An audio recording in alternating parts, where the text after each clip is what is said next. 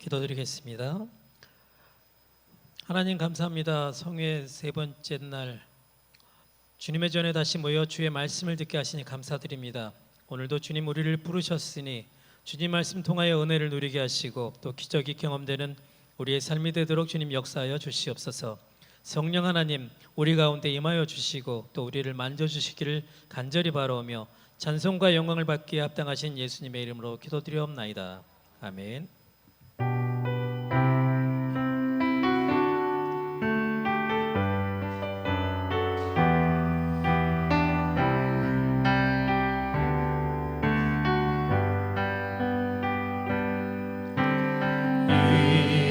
이곳에 생명샘 솟아나 눈물로 쫙 지나갈 때에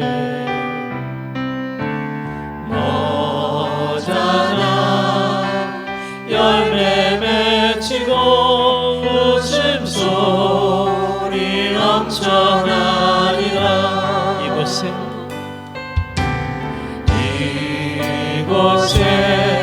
생명샘 솟아나 눈물로 쫙 지나갈 때에 너잖아 열매 맺히고 웃음소리 넘쳐나리라. 꽃들도 구름도 바람도 넓은 바다도 찬양하라 찬양하라 예수를. 하늘을 울리며 노래해 나의 영혼아. 은혜의 주 은혜의 주 은혜의 주. 그날에 하늘이 열리고 오늘 네가 보게 되리라. 마침내 꽃들이 피고 영광의 주가 오시리라. 꽃들도 구름도 바람도 넓은 바다도 찬양하라 찬양하라 예수를. 하늘을 울리며 노래해 나의 영혼아. 은혜의 주 은혜의 주 은혜의 꽃들도 구름도 꽃들도 구름도 바람도 넓은 바다도 찬양하라 찬양하라 예수를. 하늘을 울리며 노래해 나의 영혼아. 은혜의 주 은혜의 주 은혜의 주 은혜의 주 은혜의 주 은혜의 주 은혜의 주. 음영이 어둠 공허하지 않은 것은 예수 안에 만족함이라. 가난하여도 부족하지 않은 것은 예수 안에 오직 나는 부요함이라. 고난 중에도 견뎌낼 수 있는 것은 주의 계획 그 때문이야. 실패하여도 일어설 수 있는 것은 예수 안에 오직 나는 승리함이라. 난 예수로 예수로 예수로 충만하네. 난 예수로 예수로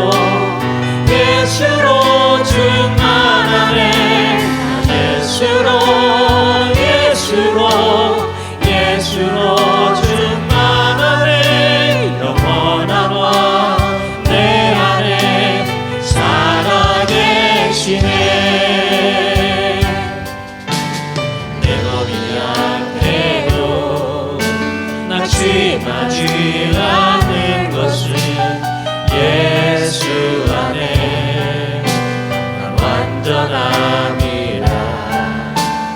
화려한 세상 부럽지 않은 것은 난 예수로 충만함이라. 난 예수로 충만하네. 세상 모든 것들도 부럽지 않네. 난 예수로 충만하네. 영원함과 내 안에 살아계. 난 예수로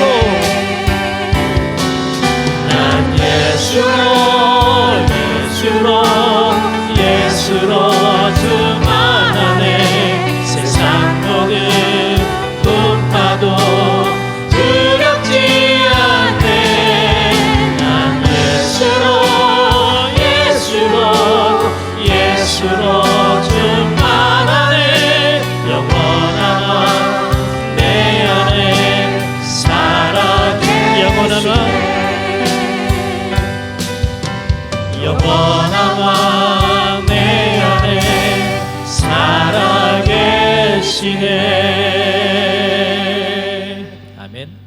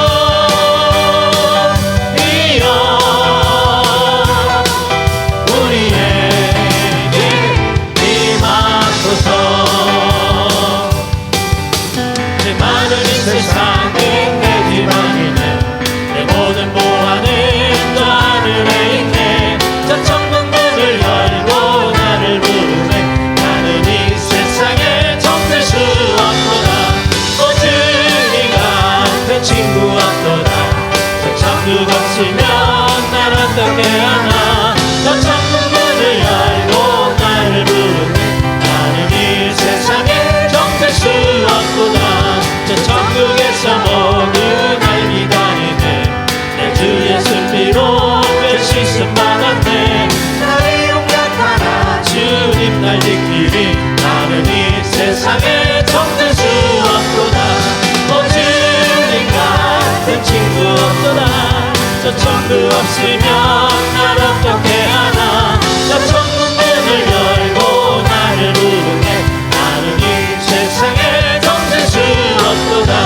저 영광의 땅에 나이 살겠네. 손잡고 승리를 외치는 성도들 내 기쁜 찬송만을 울려 퍼지네. 나는 이 세상에 정들 수 없도다. 주님과 그 친구 없도다. 그 천국 없으면 난 어떻게 하나. 저 천국 문을 열고 나를 부르네. 나는 이 세상에 정들 수 없도다. 하나님의 나팔 소리 전지신 도망길 예수 영광 중에 구름 타시고 전사들은 세계 만국 모든 곳에 보내고 구원하는 성도들을 모으리. 나 받을 때 나의 이름 나 받을 때 나의 이름 나 받을 때 나의 이름 부를 때에 같이 찬양하겠네. 무덤 속에 잠자던 그때 다시 일어나 영원한 그와 승리 얻으리. 주가 택한 모든 성도 구름 타고 올라가 옥중에서 주의 얼굴 배우리. 나 받을 때 나의 이름 나 받을 때 나의 이름 나 받을 때 나의 이름 부를 때에 같이 찬양하겠네. 주님 다시 오실 날을 의뢰할 수 없으니 항상 기도하고 깨어 있어서 믿음으로 보다 앞에 우리 나가서도 그때까지 참고 기다리겠네. 나 받을 때 나의 이름 나 받을 때 나의 이름 나 받을 때 나의 이름 부를 때에 같이 찬양하겠네. 그 주의 십자가를 열고 죄 씻음 얻기를 원하네. 내 죄를 씻으신 주님을 찬송합시다. 찬송합시다. 찬송합시다. 내 죄를 씻으신 주님을 찬송합시다. 죄악을 속하여 주신 주 내 속에 들어와 계시네. 십자가 앞에서 주기를 찬송합시다. 찬송합시다. 찬송합시다. 내 죄를 씻으신 주님을 찬송합시다. 주 앞에 흐르는 생명수 날 씻어 정하게 하시네. 내 기쁜 정성을 다하여 찬송합시다. 찬송합시다. 찬송합시다. 내 죄를 씻으신 주님을 찬송합시다. 내 주께 회개한 영혼을 생명수 가운데 젖었네. 흠없고 순전한 주 이름 찬송합시다. 찬송합시다. 찬송합시다. 내 죄를 씻으신 주님을 찬송합시다. 그 주 예수 의지한 신이 기쁜 이를세 영생 허락받았으 의심하드 없도다. 예수 믿는 것은 다른 증거 많도다. 예수 귀한 예수 믿음 더욱 주소서. 그 주 예수 의지한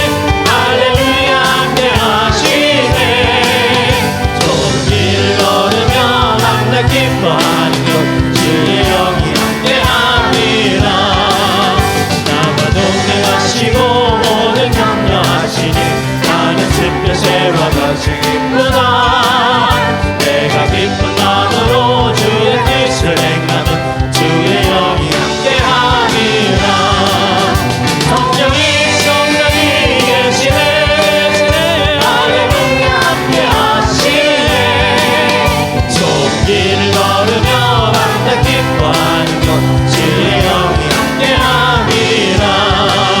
세상 모든 욕망과 나의 모든 정욕은 십자가에 이미 못을 박았네. 어두운 밤이 지나고 무거운 기뻤으니 주의 영이 함께함이라. 성령이 계시네. 할렐루야 함께하시네. 좁은 길을 걸으며 만나 기뻐하는 것 주의 영이 함께함이라. 내가 매일 기쁘게 주의 일에 가면 주의 팔이 나를 안보하며 내가 주의 금복을 받는 참된 비결은 주의 영이 함께함이라. 성령이 계시네. 할렐루야 함께하시네. 좁은 길을 걸으며 만나 기뻐하는 것 주의 영이 함께함이라. 전에 죄에 빠져서 평안함이 없을 때 예수 십자가의 공로 힘입어 그 발 아래 엎드려 참된 평화 얻으며 주의 영이 함께함이라. 성령이 계시네. 할렐루야 함께하시네. 좁은 길을 걸으며 만나 기뻐하는 것 주의 영이 함께함이라. 나와 동행하시고 모든 염려하시니 나는 숲에새와 같이 이쁘다. 내가 기쁜 마음으로 주의 뜻을 행하면 주의 영이 함께함이라. 성령이 계시네. 할렐루야 함께하시네. 좁은 길을 걸으며 만나 기뻐하는 것 주의 영이 함께함이라. 세상 모든 욕망과 나의 모든 정욕은 십자가에 이미 못을 박았네. 어린 밤이 지나고 무거운 짐 벗으니 주의 영이 함께함이라. 성령이 계시네.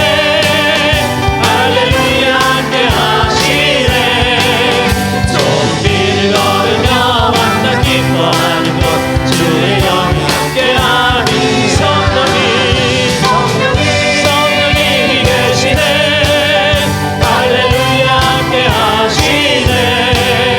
좁은 길을 걸으며 만나 기뻐하는 것 주의 영이 함께하니.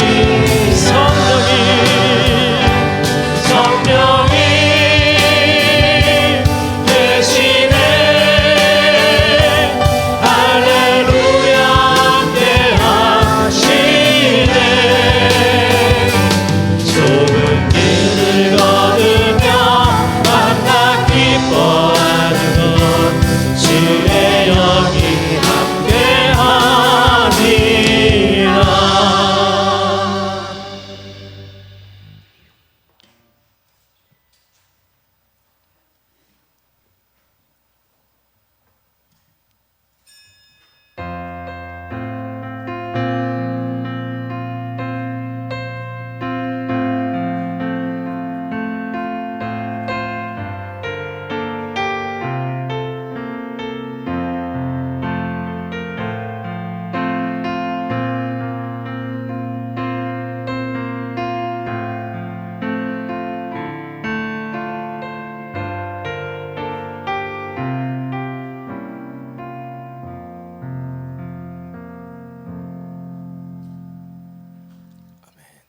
찬송가 430장 찬송을 우리 함께 박수 치시면서 힘차게 부르겠습니다. 430장 찬송.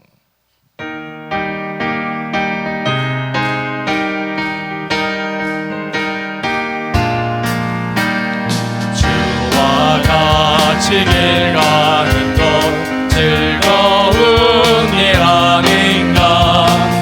우리 주님 걸어가신 발자취를 밟겠네. 한 걸음 한 걸음 주 예수와 함께 날마다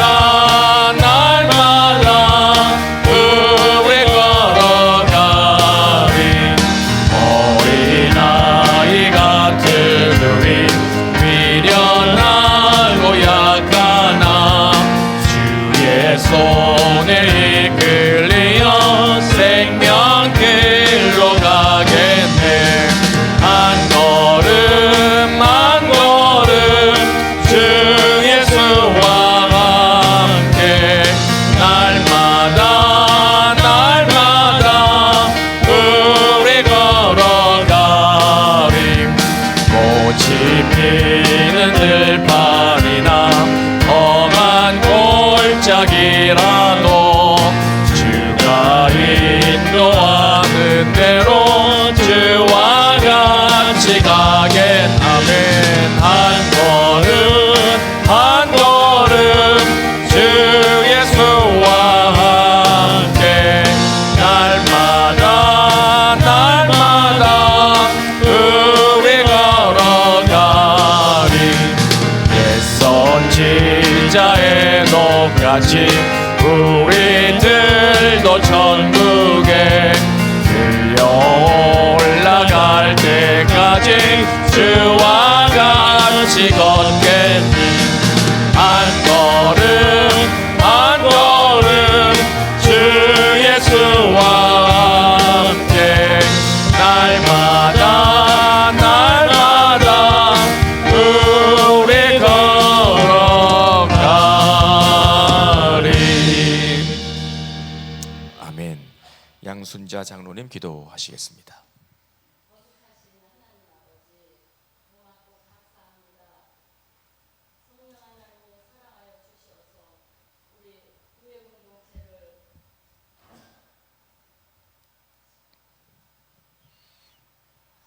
거룩하신 하나님 아버지, 고맙고 감사합니다.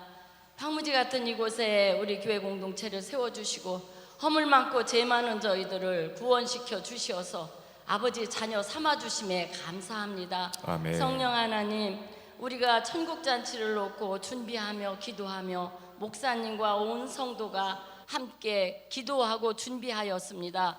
거저없는 하나님의 은혜를 깨달으면서 아버지 하나님 시간 은혜 주심을 감사합니다. 아멘. 오늘은 아버지 셋째 날입니다. 우리 성도들이 다 참석은 못하였지만 우리 하나님께서 이 모양 저 모양으로 우리를 보살펴 주시고 이끌어 주시고 언제나 함께하여 주심을 감사합니다. 아멘. 이곳에 나온 우리 성관 공동체 성도들 거저 왔다 가는 신명 하나도 없도록 우리 하나님 이 시간 역사하여 주시어서 아멘. 아버지의 재단을 통하여 들려주는 귀한 생명의 말씀으로 은혜 받는 복된 시간 되게 하여 주옵소서. 아멘. 아버지 하나님, 우리 강사 목사님을 기억하여 주시고 건강으로 아멘. 지켜 주옵소서. 아멘. 오늘 말씀으로 저희들에게 아버지 하나님 선포하실 때 큰 은혜가 우리 안에 넘쳐나게 하시고 아멘. 전하는 목사님도 듣는 저희들도 은혜 받는 귀한 시간 되게 하여 주옵소서. 아멘. 가브리엘 아버지 하나님, 중창단이 찬양으로 하나님께 영광 올려드립니다. 부르는 우리 하나님 홀로 영광 받으시고 부르는 아멘. 가브리엘 아버지 하나님 찬양대와 우리 모두 은혜 받는 복되고 귀한 시간 되게 하여 주옵소서. 아멘. 이 시간 아버지 하나님 저희들 한 생명도 거저 왔다 가지 않도록 은혜를 베풀어 주실 줄 믿고 감사하며 거룩하신 예수님 이름으로 간절히 기도드리옵나이다. 아멘.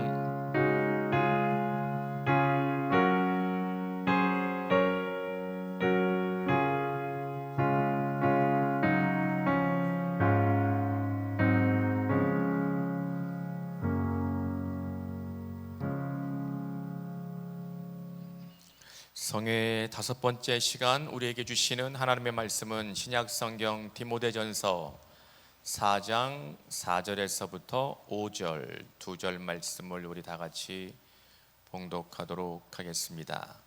신약성경 339쪽 즈음에 있습니다.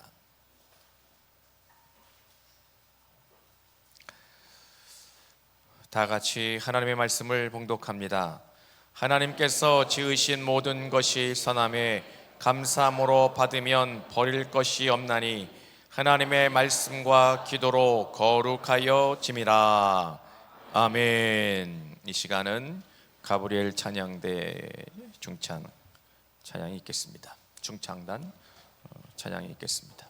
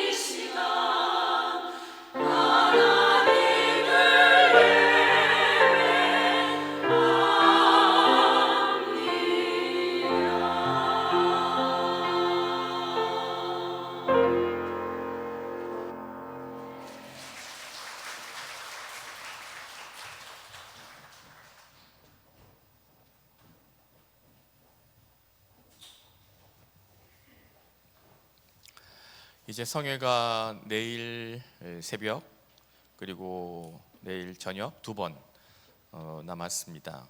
우리 성도들 끝까지 말씀을 사모하며 내일 아침 저녁 잘 참여해 주시기를 부탁하고, 우리 혼자 나오지 마시고 주변에 있는 분들 이렇게 권면하셔서 은혜로운 말씀 듣고 우리의 믿음의 또 우리 신앙의 삶을 잘 되새기고 다시금 확인하고 결단하는 은혜의 자리가 되었으면 좋겠습니다. 이제 강산 목사님 나오셔서 감사할 줄 아는 성도 여러분들이 드린 헌금을 위해서 축복 기도하시고 귀한 말씀 전해 주시겠습니다.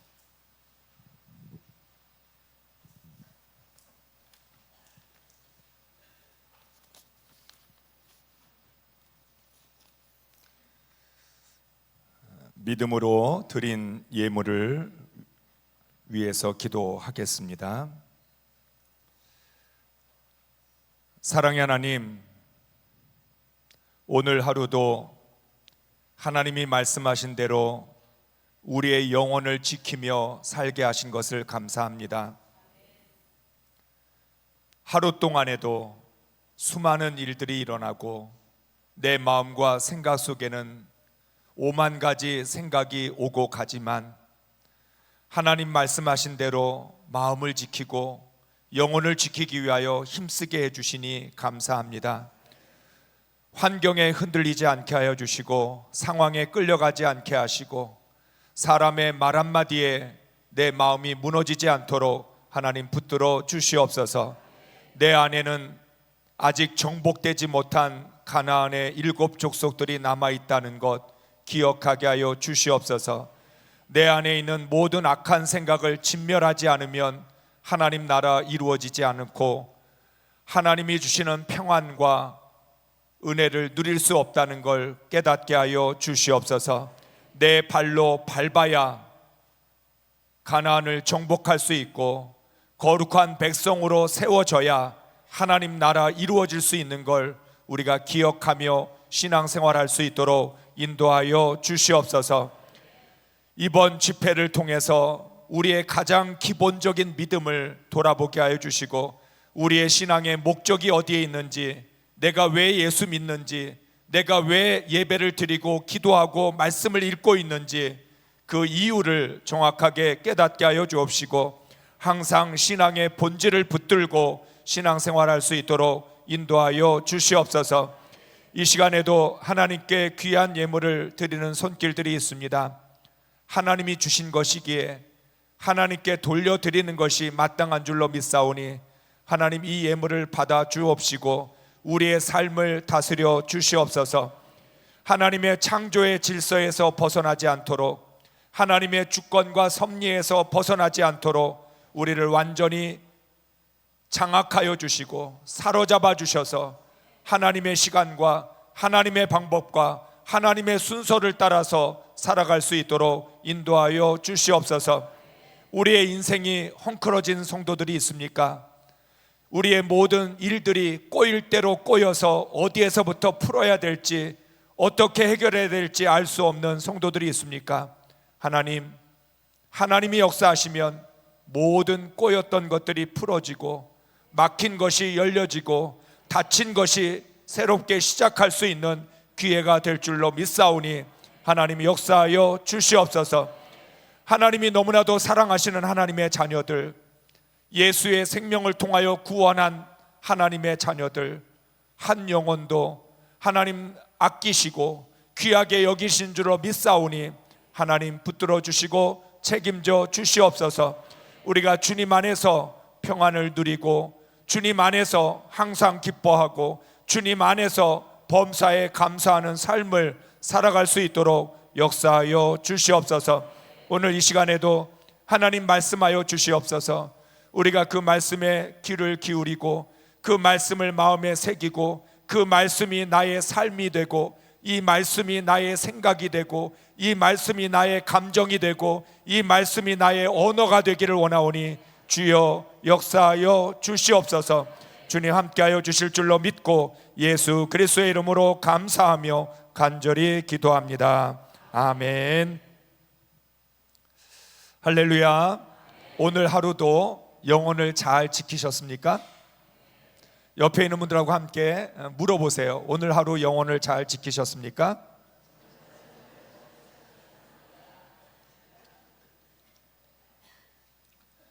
물어보니까 뭐라고 대답해요? 잘 지켰대요? 아니, 물어만 보지 말고 물어봤으면 대답을 들어야지요. 정말 쉬운 것 같은데 어렵고 어려운 것 같은데 쉬운 것이기도 합니다.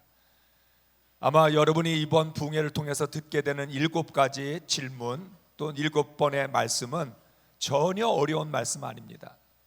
우리가 너무나 잘 알고 있는 말씀이지만 가장 기초적이고 가장 중요한 말씀입니다.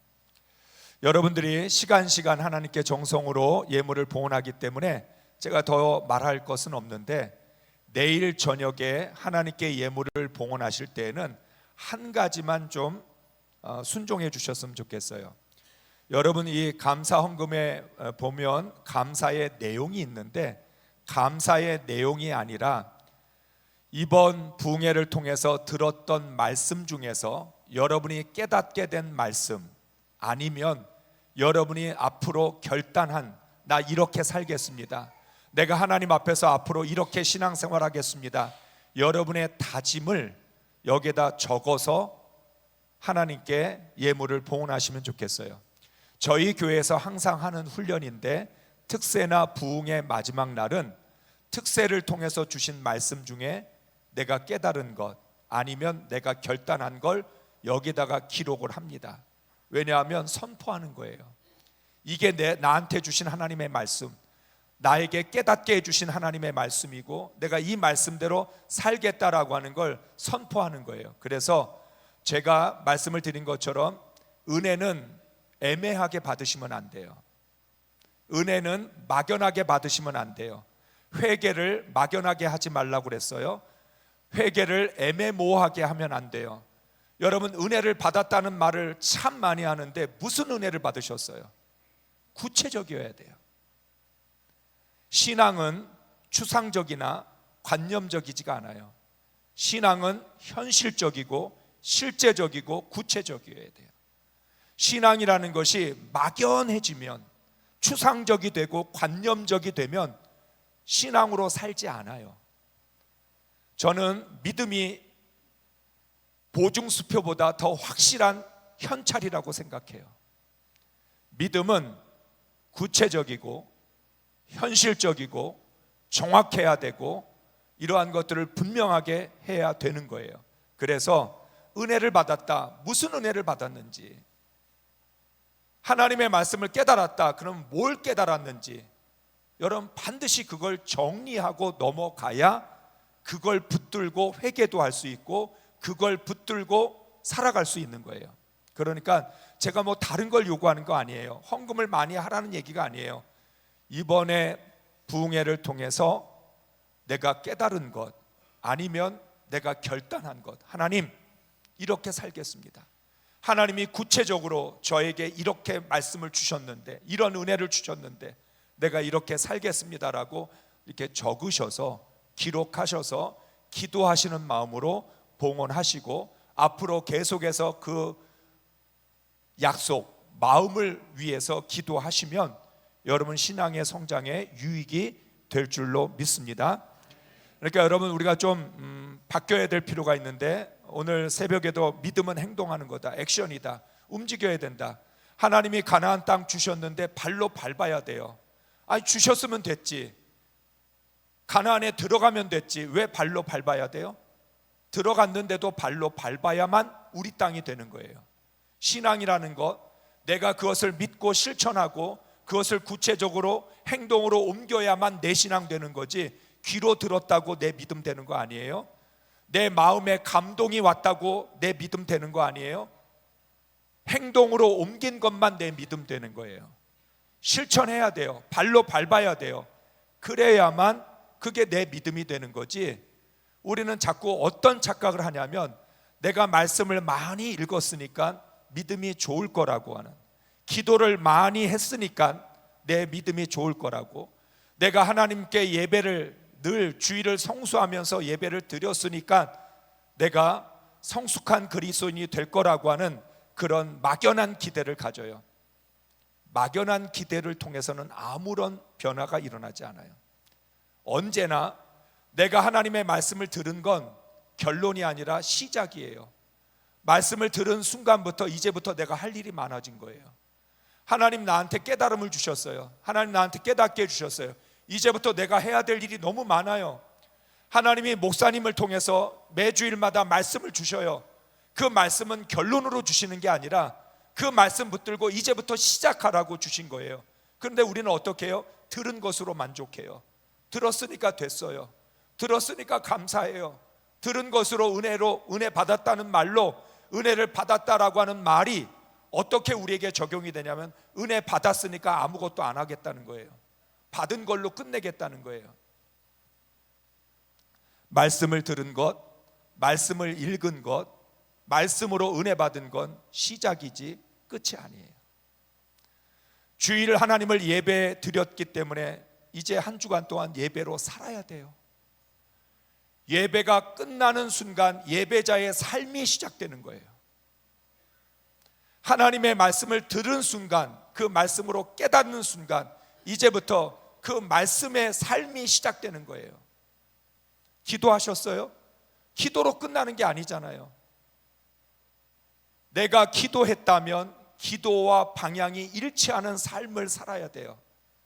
여러분, 우리는 하나님 앞에 열심히 기도해 놓고는 기도의 방향과 반대로 살아가는 사람들이 있어요.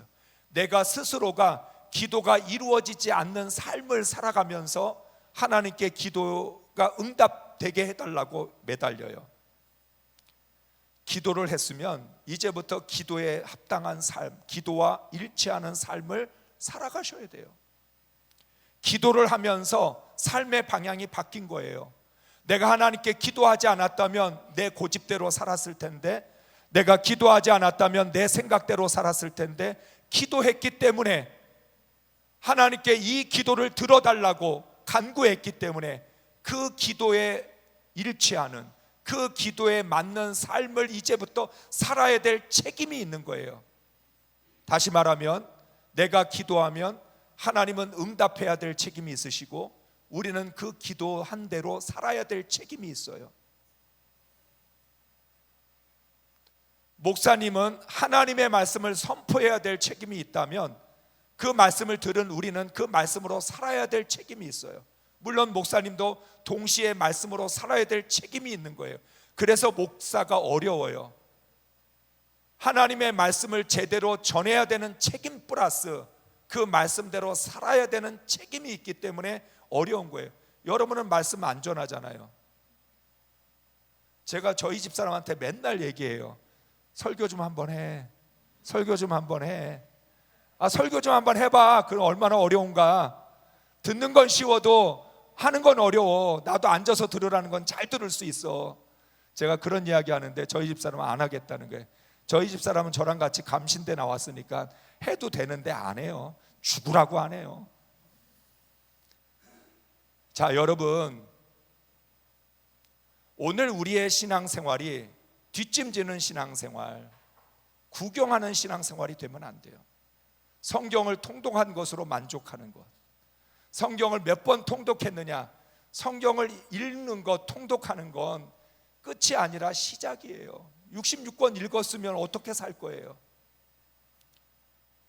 성경을 1회 통독하면 어떻게 살아야 돼요? 2회를 통독하고 10회를 통독하고 100회를 통독하고 성경을 필사하면 난 어떻게 살 거예요? 필사만 하고 말 거예요? 성경을 읽은 것으로 그냥 끝날 거예요? 아니잖아요. 제가 말씀을 전하는 이 모든 말씀을 전하는 출발점은 어디에 있냐면, 저는 한국교회처럼 성도들처럼 순수하고 하나님을 향한 뜨거운 열정과 사랑이 있는 성도들은 없다고 생각해요. 여러분은 저보다 더 나아요. 저는 여러분만큼 믿음이 있지 않아요. 저는 여러분만큼 헌신하지 못해요.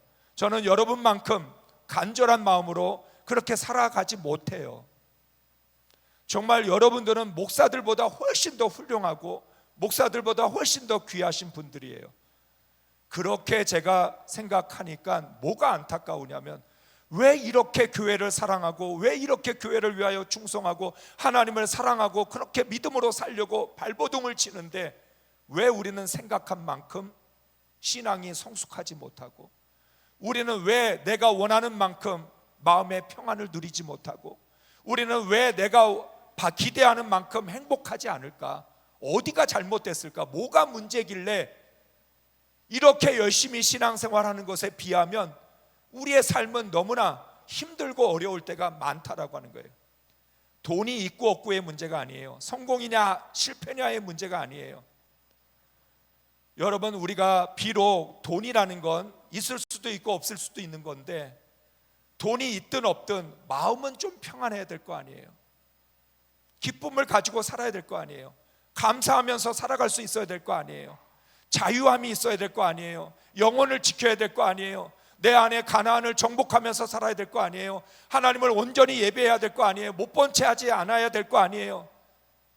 왜 우리의 이 속은 밴댕이 속처럼, 좁쌀처럼 옹졸하고 편협하고 독선적이어서 신앙생활을 하면 할수록 마음이 커지는 게 아니라 신앙생활을 하면 할수록 마음이 작아지고, 왜 우리는 신앙생활을 하면 할수록 고집은 더 세지고, 신앙생활을 하면 할수록 왜 우리는 예수 처음 믿었을 때보다 못한다는 생각이 들어서 맨날 첫사랑을 그리워하고 초신자 때 그때가 제일 좋았다라고 하는, 왜 우리는 흘러간 옛 노래만 부르고 앉아있냔 말이에요.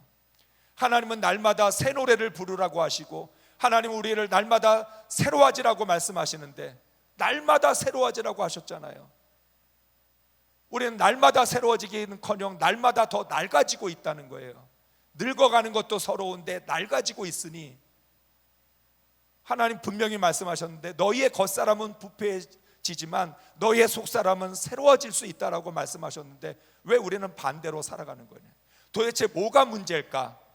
그래서 제가 깨닫게 된 게, 예배의 출발점부터 잘못됐다.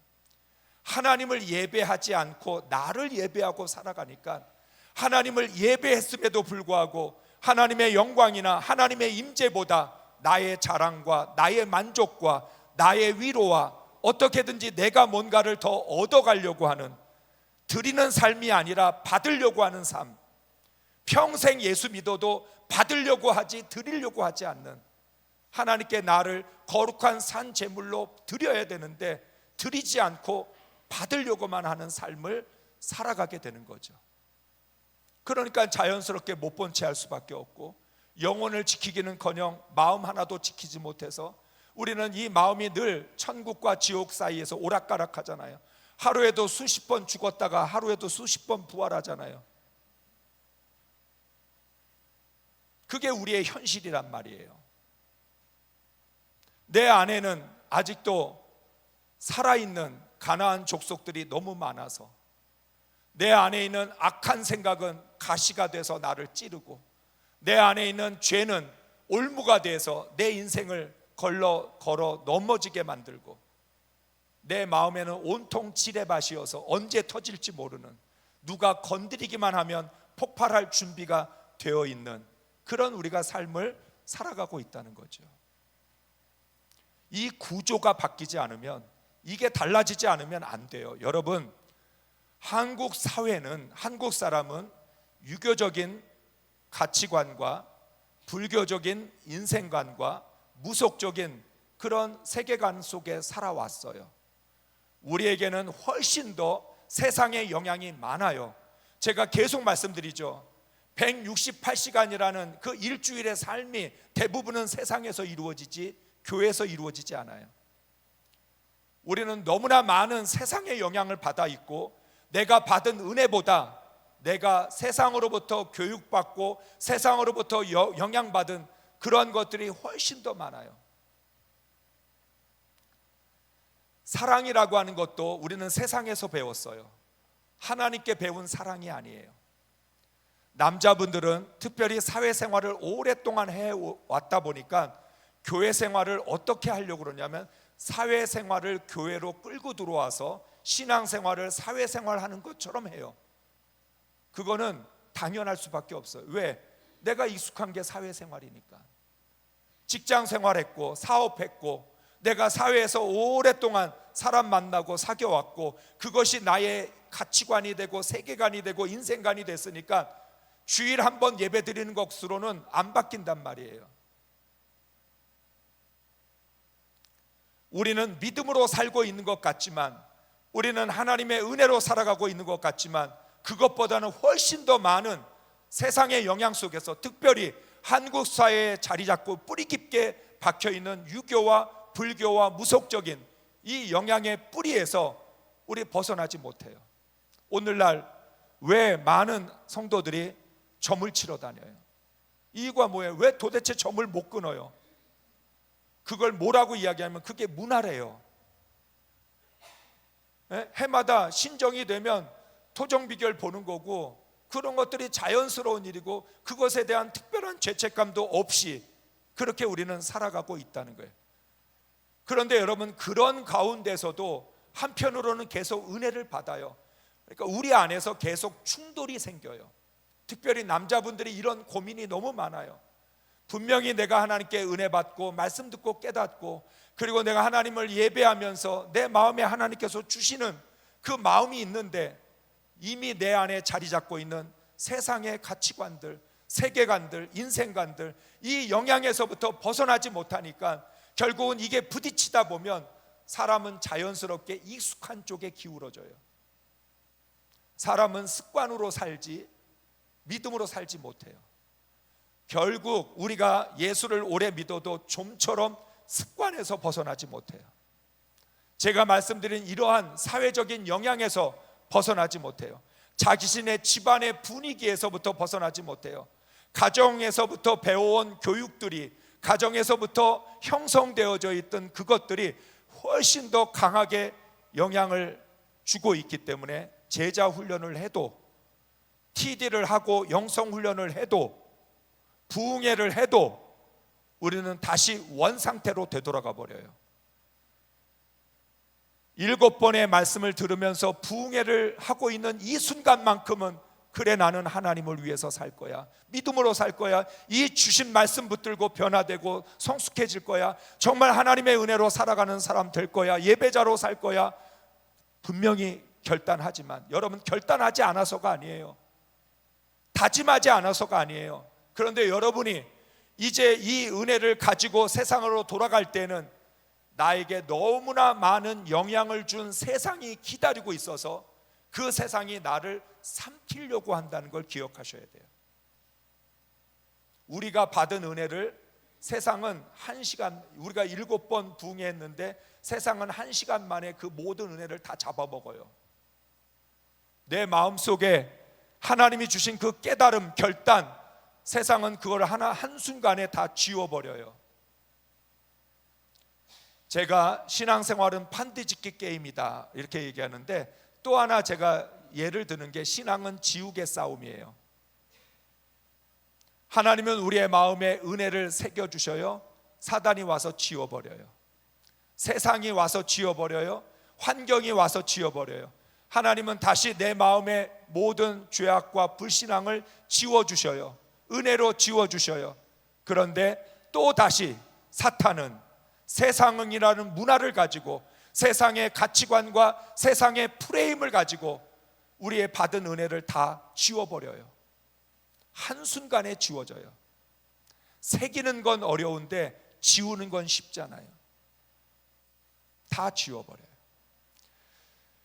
여러분, 우리가 사도행전 11장에 보면 초대교회 성도들이 안디옥에서 비로소 그리스도인이라 일컬음을 받게 됩니다.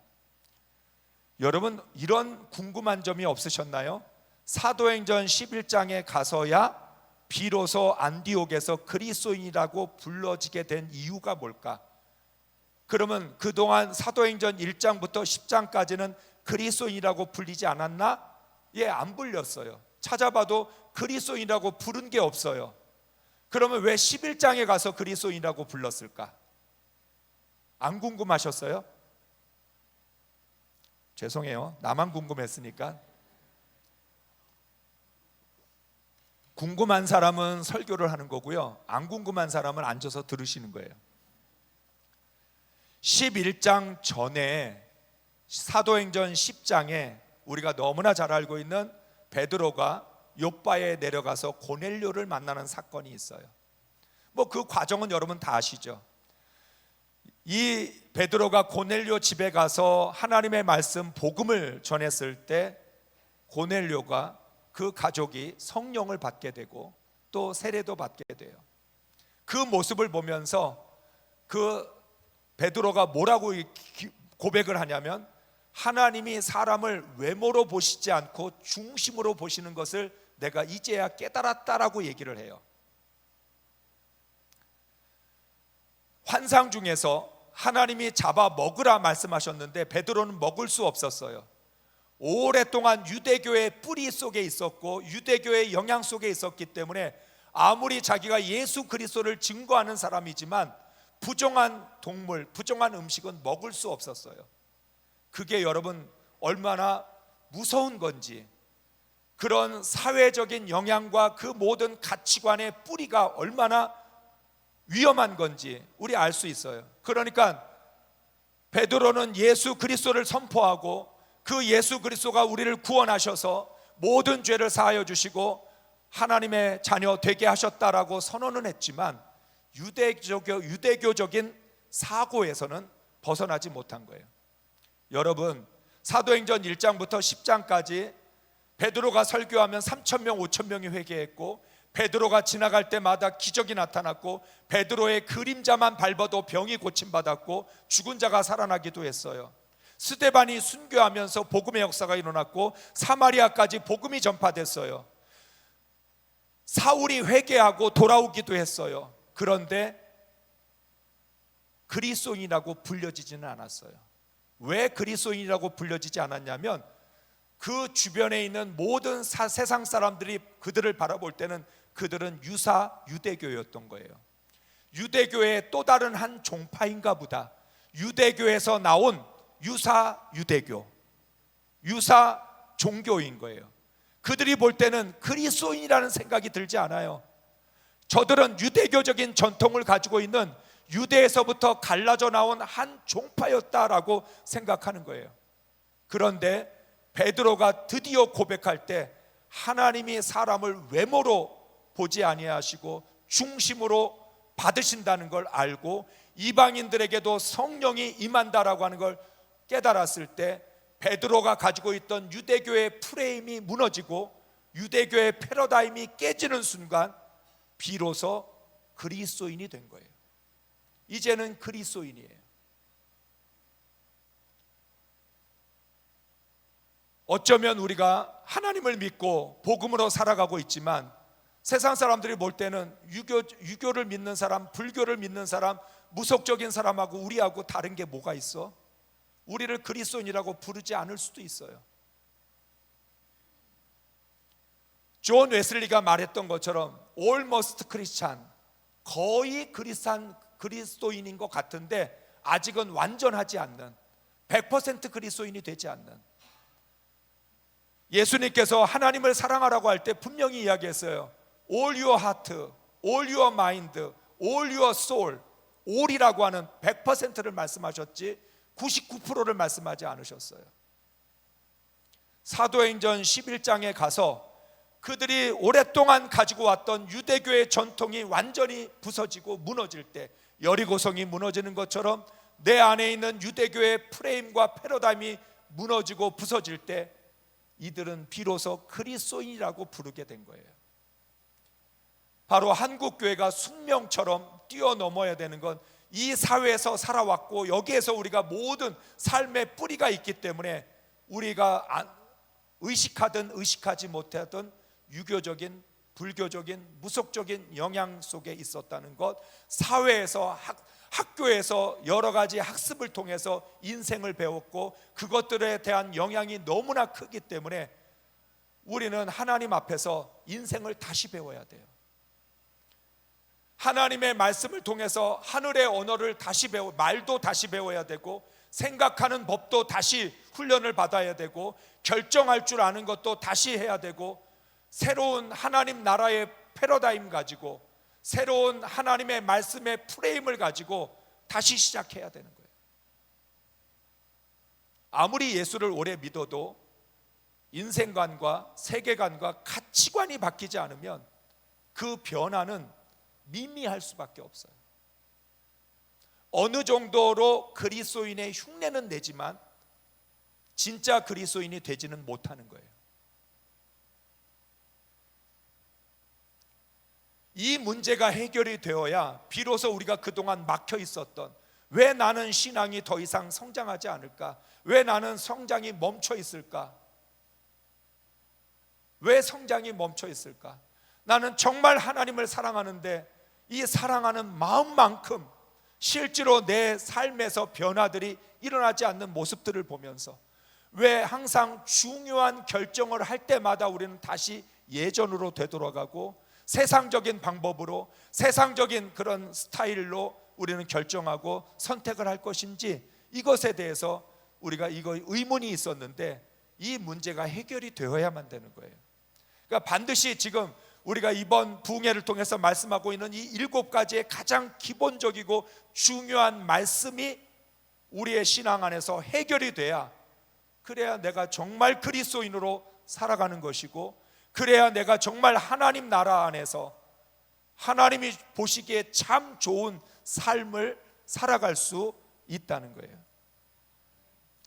여러분이 잘 아는 God is love, 하나님은 사랑이시다. 하나님의 속성을 잘 표현해주는 한 단어가 love, 사랑이죠. 하나님은 사랑이다. 그러면 신앙을 이렇게 표현한다면 뭐라고 표현할 수 있을까요? 신앙을 표현할 수 있는 한 단어가 뭘까요? 하나님은 사랑이셔요. 그러면 신앙이라는 건 뭘까요? 신앙은 뭐다? 한 단어로 말하면 뭐라고 말할 수 있을까요? 아니 뭐 맞추려고 하는 노력이라도 좀 해보세요.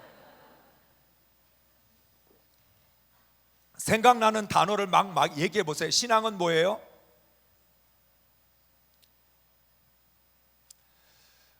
첫날만 해도 뭔가 해보려고 하는 의지가 있더니 이제는 셋째 날쯤 되니까 그냥 아무것도 안 하고 다 귀찮아서 가만히 있는 것 같아. 신앙은 뭐예요? 눈치가 빠른 사람은 알 수 있어요. 그렇죠, 감사. 오늘 말씀의 제목이 감사할 줄 아는 성도이니까. 신앙은 감사예요. 이게 아멘이 참 안 되죠. 왜냐하면 우리가 그동안 배워왔던 것과는 조금 거리가 있어서 그래요. 신앙은 감사예요. 저는 저한테 목사님은 왜 기도하세요? 물어보면 저는 감사하기 위해서 기도해요. 왜냐하면 전 감사할 줄 모르는 인간이거든요. 자기밖에 모르고 이기적이어서 감사할 줄 몰라요. 제가 감사하려면 하나님께 정말 열심히 기도해야 돼요. 기도의 눈물이 나와야 비로소 감사할 줄 알아요. 우리가 예수 믿으면서 우리는 늘 감사하면서 살아간다고 생각해요. 그런데 우리의 감사는 너무 작아요. 너무 조금이에요. 얼마 있으면 추수감사절이 돌아오죠. 성도들이 1년에 2차례 아주 고통받는 시간이 있어요. 맥주감사절, 추수감사절. 목사님이 감사할 조건들을 좀 찾아보시라고, 감사할 것들을 찾아보라 그러면 없는 감사를 쥐어 짜내느라고 힘들어요. 감사 노트도 써보고 감사 편지도 써보고 감사 일기도 써요. 다 해보는데 감사하기가 참 어려워요. 하나님 감사합니다, 그 말 하나 쓰고 나면 그 다음부터 쓸 말이 없어. 하나님 감사합니다, 그러면 그 다음부터 감사할 게 뭐가 있지? 아무리 찾아도 나는 감사할 게 없는데, 그래서 억지로 감사를 만들어내기도 해요. 우리가 이렇게 감사하기 어려운 존재라는 걸 아시나요? 내가 얼마나 감사가 힘든 존재인지. 왜 감사가 힘들까요? 죄인이었기 때문에, 감사할 줄 모르는 이기적인 삶만 살아왔기 때문에, 자기밖에 모르기 때문에 우리는 감사할 줄 모르는 거예요. 여러분, 우리가 세상에서 위대한 사랑 중에 하나를 어머니의 사랑이라고 얘기해요. 그 위대한 어머니의 사랑도 따지고 보면 자기 자식 사랑하는 거지 남의 자식 사랑하는 거 아니에요. 어머니의 사랑 위대하죠. 생명을 내어줄 만한 어머니의 사랑, 자식을 위해서 내 생명과 아끼지 않아요. 그런데 그건 내 자식일 때 뿐이지 남의 자식은 아니에요. 어머니의 사랑이라고 하는 단어, 어머니의 사랑 그러면 눈물 나오고 어머니의 사랑만 생각해도 가슴이 먹먹해지는 건 사실인데, 그 어머니의 사랑의 본질도 결국은 이기적이라는 거예요. 자기 자식이에요. 내 자식과 남의 자식 있으면 누굴 더 사랑해요? 여러분은 옆집에 있는 자식을 사랑하는 거예요? 더 사랑해요? 내 자식보다 옆집의 자식을 사랑해요? 만약에 사랑하면 유전자 검사를 좀 해봐야 돼요. 뭐 과거에 스토리가 있었을지 모르기 때문에 반드시 검사를 해봐야 돼요. 결국은 내 자식이니까 사랑하는 거예요. 우리의 사랑의 한계가 그렇게 분명해요. 이기적이에요. 감사를 어떻게 하는 줄 아세요? 나한테 유익이 될 때 감사하는 거예요. 감사라고 하는 단어 자체는 너무나 좋은 단어이지만 그 감사라는 것도 결국 어떨 때 감사하냐? 나한테 뭔가 유익이 되고 내게 돌아올 게 있거나 내가 뭔가 얻어낼 게 있으면 감사하는 거예요. 하나님이 우리에게 말씀하시는 감사는 조건적인 감사가 아니에요. 존재론적인 감사예요. 이 말은 무슨 뜻이에요? 하나님께서 평생 감사할 줄 모르고 살았던 나를 하나님의 은혜를 통해서 예수 그리스도의 생명을 통해서 나에게 감사할 줄 아는 존재로 바꿔주신 거예요. 예수를 믿고 구원받았다. 뭐에서 구원받았느냐? 감사할 줄 모르는 인간이 감사할 줄 알게 된 게 구원이에요. 저는 죄라고 하는 단어를 가장 잘 표현해 주는 단어가 이기심이라고 생각해요. 우리는 정말 자기밖에 몰라요. 우리 잘 알잖아요. 태어날 때부터 손을 움켜쥐고 태어나고 태어날 때부터 울면서 태어나요. 여러분, 우리가 얼마나 고집이 세냐면 태어날 때부터 이미 울고 시작해요. 왜 우냐면 그건 부모들한테 선포하는 거예요. 내가 원하는 대로 안 해주면 나 계속 울 거야. 내가 우는 거 듣기 싫으면 잘해. 앞으로 똑바로 해. 태어날 때부터 울고 시작해요. 일단 울어. 울고 그 다음부터 하는 거 봐서 내가 애교도 좀 부려줄게. 내가 좀 귀엽게도 해줄게. 여러분, 태어날 때부터 울고 시작하고 태어날 때부터 움켜쥐고 아이들이 아무것도 배우지 않았는데 본능적으로 아는 단어가 뭐예요? 내 거야. 내 거야. 아무것도 모르는, 말도 제대로 못하는 애들 이렇게 붙여놓으면요, 보이는 건 다 지 거래. 이거 네 장난감 아니야. 그래도 내 거래. 우리가 엄마 아빠 다음에 그 다음부터 따지는 거가 내 거라는 말이에요. 그 말은 뭐예요? 우리가 얼마나 이기적인지. 여러분, 생각한 것보다 여러분 훨씬 더 이기적이에요. 차이가 있다면 대놓고 이기적이냐, 좀 부끄럽게 이기적이냐의 차이예요. 내성적으로 이기적이냐, 외향적으로 이기적이냐는 차이예요. 계획적으로 이기적이냐, 즉흥적으로 이기적이냐의 차이예요. 정말 이기적이에요. 예수 믿어도 이 이기적인 걸 극복하기가 참 어려워요. 평생 나의 이기심과 싸워오지만 그거 잘 못 다스려요. 그러니까 감사할 수가 없어요. 또 한 가지 우리가 죄를 표현해주는 좋은 단어는 우리는 다 청개구리예요. 여러분, 청개구리 아시죠? 꼭 이럴 때는 아닌 것처럼 그냥 이렇게 나랑 눈 마주칠까 봐 눈도 쳐다보지도 않고 그냥 모른 척해요. 그냥 골치 아프면 모른 척하는 게 최고기는 해요. 우리는 다 청개구리예요. 하라고 그러면 안 해요. 하지 말라고 그러면 해요. 우리 안에 있는 평생 우리가 싸워야 될 이 이기심과 청개구리 같은 이 본성, 이게 우리에게 감사를 멀게 하는 원인이 돼요. 자, 여러분 옆에 있는 사람들하고 한번 같이 인사하면서 얘기해 봅시다. 사랑합니다, 감사합니다, 미워합니다.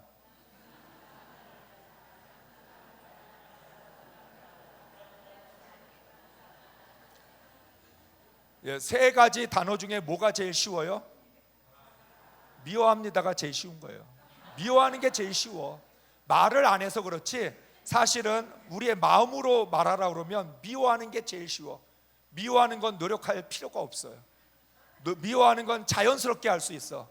여러분 모두는 아주 미워할 수 있는 특기를 가지고 이 땅에 태어나오신 분들이에요. 여러분은 죄를 짓는 나쁜 일들, 불평하고 원망하고 흉보는 건 특별한 노력도 없이 자연스럽게 할 수 있어요. 조금만 노력하면 탁월하게 할 수도 있어요.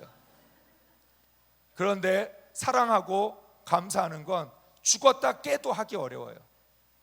한국 사람들이 유교적인 문화 속에서 자라왔기 때문에 좀처럼 잘 표현하지 않는 단어가 사랑합니다라는 단어죠. 그나마 젊은 세대들은 그나마 나으니까 다행인데 좀 머리가 희거나 머리가 없거나 이런 분들은 사랑한다라는 단어 하기도 참 힘들어해요. 그런데 사랑한다라는 단어와 함께 하기 어려운 게 감사합니다도 잘 못해요. 형식적인 감사는 잘해요.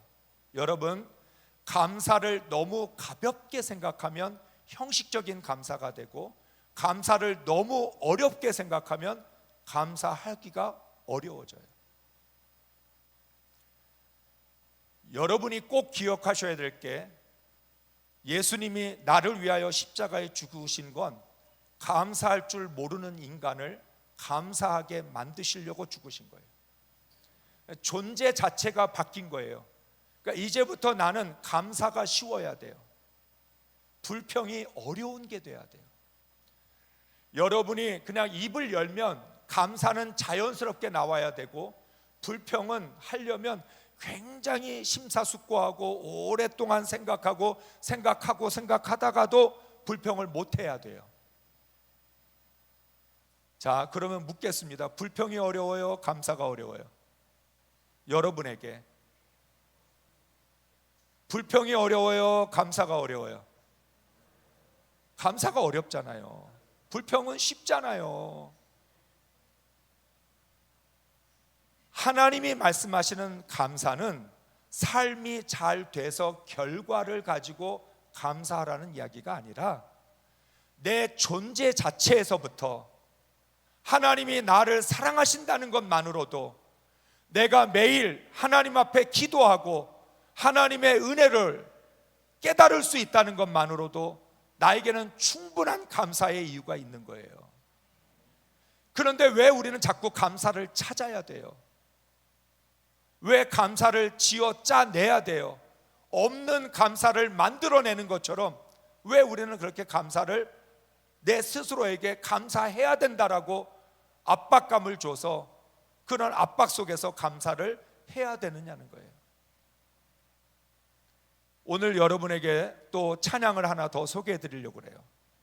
어제 부른 찬양도 시와 그림의 찬양인데 오늘 찬양도 시와 그림의 찬양이에요. 시와 그림의 찬양, 천국 가는 자라고 하는 찬양인데 여러분 제가 알고 있는 감사에 대한 찬양 중에는 저는 이 찬양이 최고라고 생각해요. 손경민 목사님의 감사도 있고 뭐 여러 가지 감사 찬양이 참 많은데 저는 개인적으로 감사라고 하는 것을 가장 잘 표현하는 것이 바로 오늘 여러분이 듣게 될 천국 가는 자라고 하는 찬양이에요. 틀어주세요. 한평생 감사드리며 살아도 모자란 감사 나의 성령님 말씀하시길 감사는 천국 문을 연단다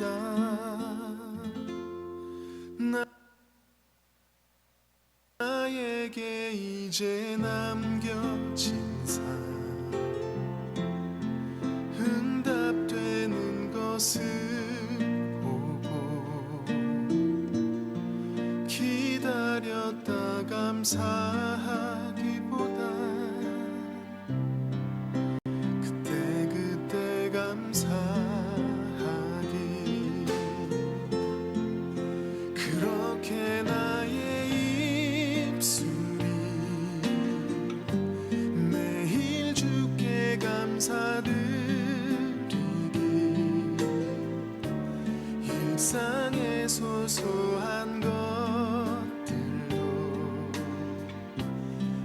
감사하단 말씀 올려드리길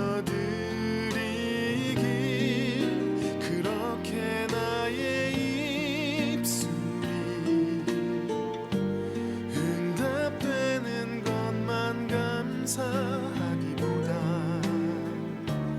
응답되지 않은 것들도 똑같이 감사를 드리기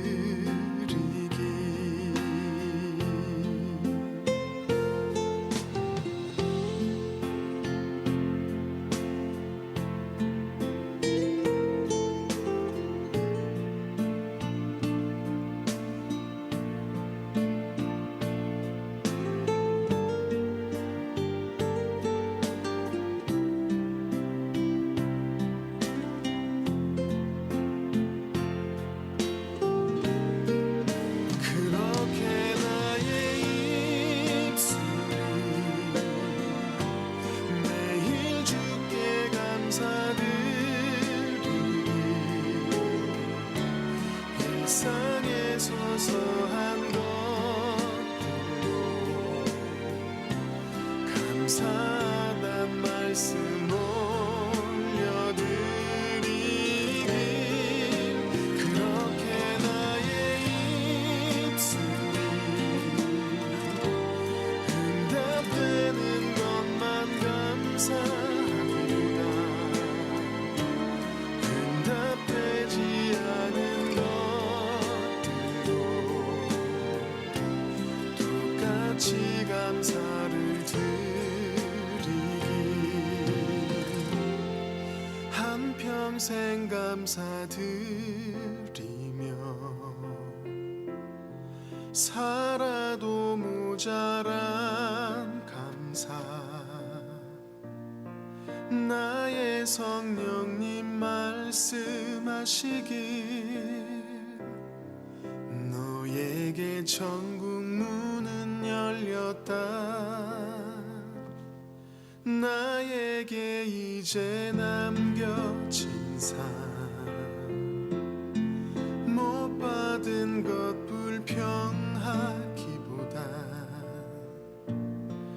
내 주 예수 십자가 피로 천국에 가는 것 감사 내 주 예수 십자가 피로 내 집 천국인 것 감사 아멘. 네, 틀어주셔서 감사해요. 감사할지 안 할지 보려고 중간에 한번 이렇게 잘 버벅거렸는데 그래도 감사해요. 가사 내용들을 여러분 좀 꼼꼼히 읽으셨으면 좋겠습니다. 한평생 감사드리며 살아도 모자란 감사입니다. 왜?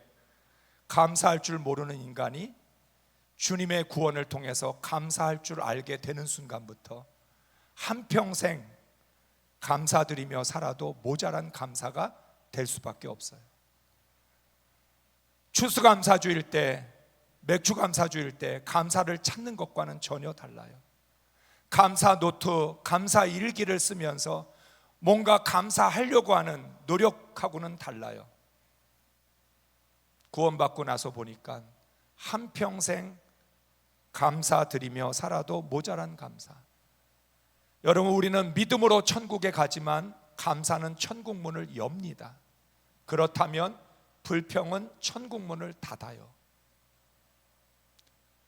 내가 지금 불평한다는 말은 천국 문을 닫고 있다는 뜻이에요. 가정에서 불평하면 가정의 천국 문을 닫는 거예요. 교회에서 불평하면 교회의 천국 문을 닫는 거예요. 사회에 나가서 불평하면 이 사회의 천국 문을 닫는 거예요. 결국 우리는 둘 중에 한 가지 일을 하게 돼 있어요. 감사로 천국 문을 열든지 불평으로 천국 문을 닫든지. 응답되는 것을 보고 기다렸다 감사하기보다 그때그때 감사하기. 그렇게 나의 입술이 매일 주께 감사드리길, 일상의 소소한 것들도 감사하단 말씀 올려드리길. 그렇게 나의 입술이 응답되는 것만 감사하기보다 응답되지 않은 것들도 똑같이 감사를 드리기. 한평생 감사드리며 살아도 모자란 감사. 나의 성령님 말씀하시길 너에게 천국문은 열렸다. 나에게 이제 남겨진 삶, 못 받은 것 불평하기보다 내 주 예수 십자가 피로 천국에 가는 것 감사. 내 주 예수 십자가 피로 내 집 천국인 것 감사. 천국에 갈 사람들이 왜 이렇게 불평이 많죠? 천국에 갈 사람들이 왜 감사를 하지 못할까요? 그 말은 그만큼 우리가 감사가 익숙하지 않은 거예요. 감사가 나의 언어가 되지 않고, 감사가 나의 감정이 되지 않고, 감사가 나의 생각이 되지 않는 거예요. 여러분, 제가 말씀에 대해서 이야기할 때 늘 그런 이야기예요. 하나님의 말씀이 감정이 되고, 말씀이 생각이 되고, 말씀이 내 언어가 돼야 되고, 말씀이 내 행동이 돼야 돼요. 그렇다면 감사가 내 감정이 되고, 감사가 내 생각이 되고, 생각 자체가 감사예요. 내 생각의 출발점이, 내 생각의 종착점이 감사이니까 모든 건 감사로 시작하고 모든 건 감사로 끝날 수밖에 없는 거죠. 그런데 여러분, 우리는 불평으로 시작한 걸 감사로 끝내려니까 안 되는 거예요. 잘 안 맞아요. 어울리지가 않아요. 내 마음에, 내 감정에 감사가 들어있지 않으니까, 들어있지 않은 걸 억지로 해내려니까 힘들 수밖에 없어요. 예수 믿는다는 것, 믿음이 성장하고 성숙하다라고 하는 것 아주 간단해요. 감사할 줄 모르는 사람이 정말 감사로 살아가는 사람이 되었다는 것, 감사의 존재가 됐다는 것, 그 자체로 변화되지 않으면 어떠한 것으로도 감사할 수가 없다라고 하는 거예요. 이스라엘 백성들은 광야 40년 동안 행복하지 않았어요. 그렇게 매일같이 기적을 체험하고 만나와 메추라기를 먹으면서도 행복하지 않았어요. 왜 행복하지 않았을까요? 불평하고 있었기 때문에 행복하지 않았어요. 여러분, 감사는 성령의 열매에 들어가 있지 않아요. 성령의 9가지 열매에는 감사가 빠져 있어요. 왜 감사가 성령의 열매가 안 될까요? 감사는 신앙의 열매이기 때문에. 이스라엘 백성들은 광야 40년 동안 기적을 봐도 감사하지를 못했어요. 왜? 불평하고 있으니까 감사할 수가 없고, 광야 40년의 시간은 행복하지 않은 시간이었어요. 은혜와 복을 못 받아서가 아니에요. 감사의 조건만 따진다 그러면 광야 40년 동안 감사의 조건은 차고 넘치고 노트를 쓰면 몇 권을 써도 모자랄 거예요. 그런데 감사가 존재론적으로 하는 것이기 때문에 조건 가지고는 감사가 안 되는 거예요. 그래서 그들은 감사는 잠깐, 불평은 영원하게 계속 불평한 거예요. 여러분, 행복해서 감사하는 게 아니라 감사하면 행복해져요. 우리가 잘 생각해야 돼요. 내가 너무 행복해서 나 감사해, 이게 아니라 감사하니까 행복한 거예요. 행복은 감사의 열매라는 거예요. 감사하는 사람이 행복한 거지 감사하지 않으면 소용없어요. 여러분, 우리가 잘 알고 있잖아요.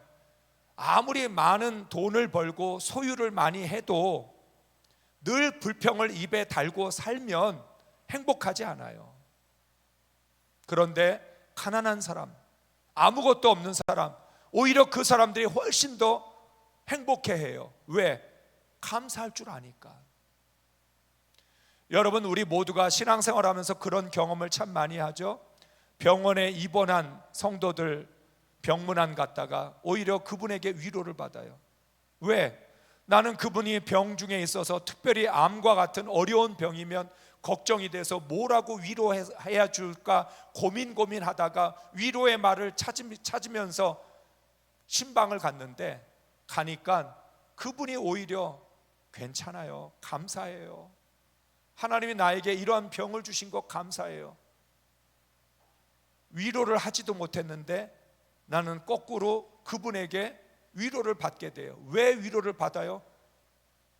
건강한 나는, 병문안 신방간 나는 감사를 하지 않는데 병실에 누워있는 사람이 감사를 하는 걸 보니까, 그러니까 여러분, 우리가 이게 도대체 뭔가, 왜 나는 걸어서 멀쩡하게 신방 갔는데 나는 계속 불평하고 있는 거고, 병원에 누워있는, 병실에 누워있는 그분이 왜 저렇게 감사하면서 나를 위로하느냐는 거예요. 고난을 당한 성도들 찾아갈 때 정말 어떤 성도들은 정말 착하고 성실한데 하는 일마다 다 안 되고, 그래서 너무너무 힘들고 어렵게 살아가는 성도들이 있어요. 그런 성도들 다 있어요. 목사가 위로를 건네요. 집사님 힘을 내세요. 권사님 힘을 내세요. 그러면 그분이 저를 보면서 웃으면서, 목사님 괜찮아요. 너무 감사해요. 너무 감사해요. 여러분, 이게 어떤 결과론적인 혹은 조건론적인 감사라면 우리 못할 거예요.